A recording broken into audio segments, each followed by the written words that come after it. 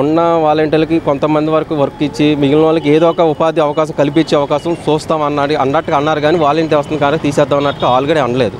మరి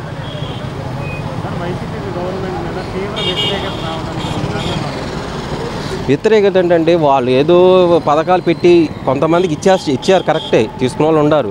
కానీ ఆ పథకాలు అందరికీ 100% అందలేదండి.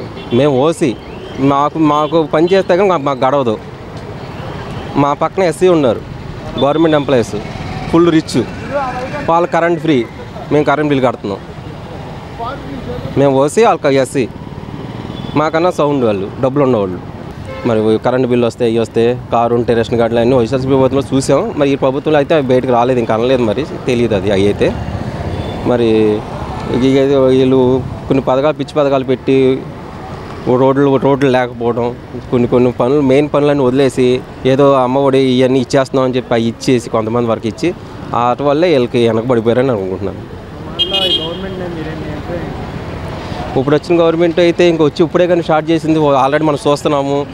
నాదెండ్ల మనోహర్ గారు ఆల్రెడీ చూస్తున్నాం. ఎక్కడికక్కడ రేషన్ బియ్యం అవన్నీ పట్టుకున్నారు.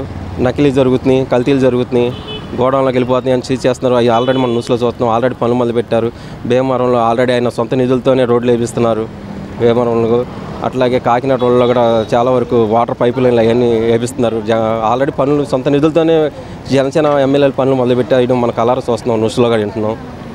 ఇంకా ఆల్రెడీ ఇంకా నిధులు అవన్నీ కూడా ఉంటే చాలా వరకు పనులు పూర్తి చేస్తారని అనుకుంటున్నాం.